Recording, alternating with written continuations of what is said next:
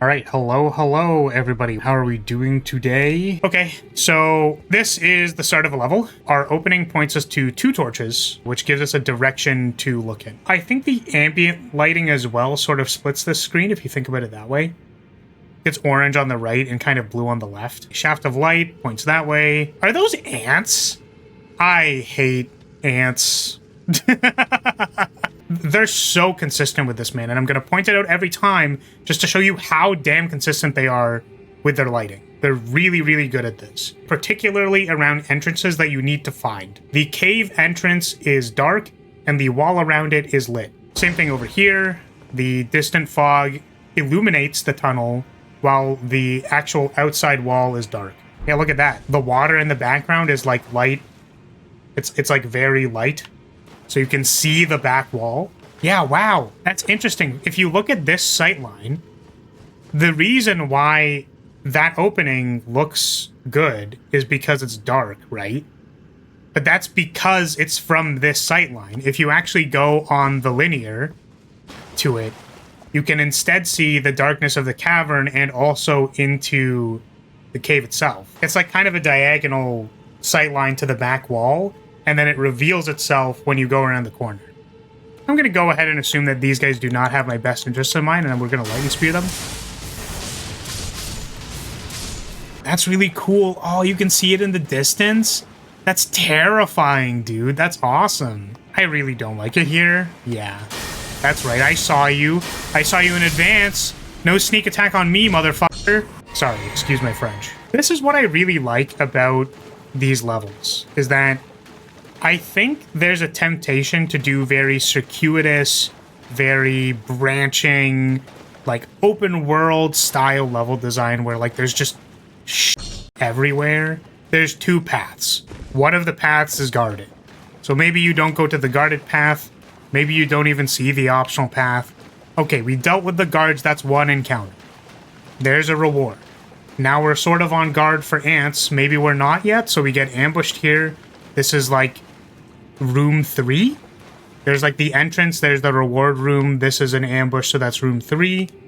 Room 4 has the ant that's patrolling between these 2 forks. So that's like an encounter. Room 5 is this hallway here that has the ambush at the end and the collectible. And then room 6 is probably down this other hallway. Like, it's just linear hallways and a fork. But I feel like the effect is like, dude, could you imagine you get ambushed here? I would, like, be shitting myself. They're very simple rooms. They're not, like, complicated. They're not difficult to navigate. This is a bit of a more, like, fancy room. So there's a couple things about this that I like. You can see the lantern there by the coffin. So that sets the midground, which I think is really important. I think this room would probably be less readable if that was covered. You can see the background because it's illuminated. Once again, the far wall is dark, but the entrance is a little light because of that. They put a lantern there. Genuinely think that if that was not lit, there would be a risk of people interpreting it as a back wall.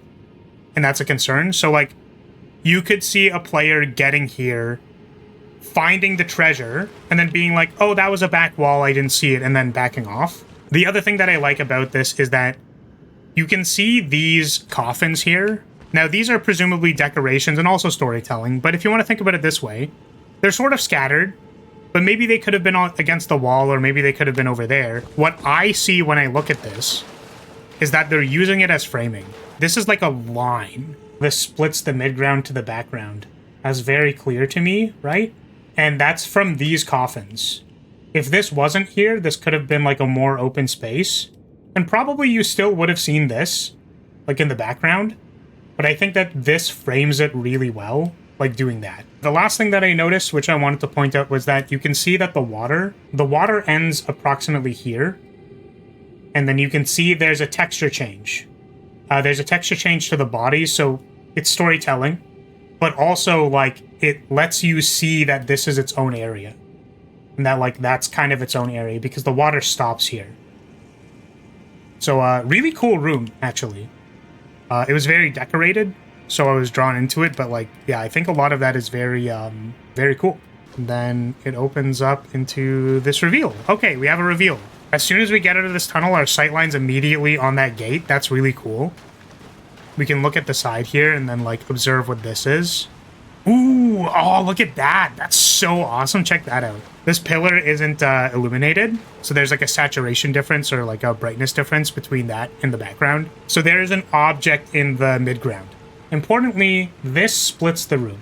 And now it could be a stretch, but what frequently happens is that when we split information, we assume that there's something here, and then we assume there's something here. Which is why I looked at this again, or I'm going to say why I looked at this again to say, oh, this is probably there might be something there. Now, I could be wrong, because, again, I don't know. But I like the idea of using this pillar to separate the two spaces. Also, there is this. That's the torch of this area, so, like, this is probably main path. The other value of sorting the space is that I'm going to scan, starting here, moving that way. Because I'm like, this is a divide, I'm going to scan this way.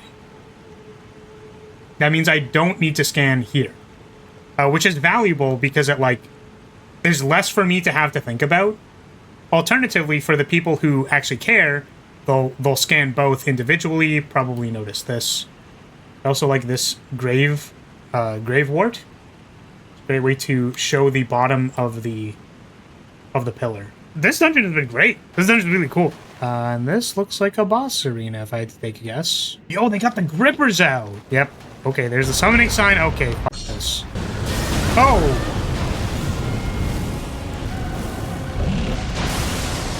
Nope. Nope. No. What the fuck is that? What the fuck is this? Nope. Nope. Nope. Nope. No, no, no, no, no, no, no, no, no. Brother. Brother Bear. Holy. Yeah, wow. I was actually really impressed by that one dungeon. I feel like the little spaces are always like very well taken care of. Like we looked at the town before. I was very impressed. And then I think all of the rooms in that dungeon were also like really well placed. There was really like key lighting. I really liked that outline by the coffins. That was super cool. The material changes and all that. So yeah, what a great dungeon. But yeah, that's going to be it for today. So if you're still here, I'm going to say, hey, thank you so much for watching. Thank you for being here. I appreciate your support as always. And I will see you all next time. See y'all later. Bye.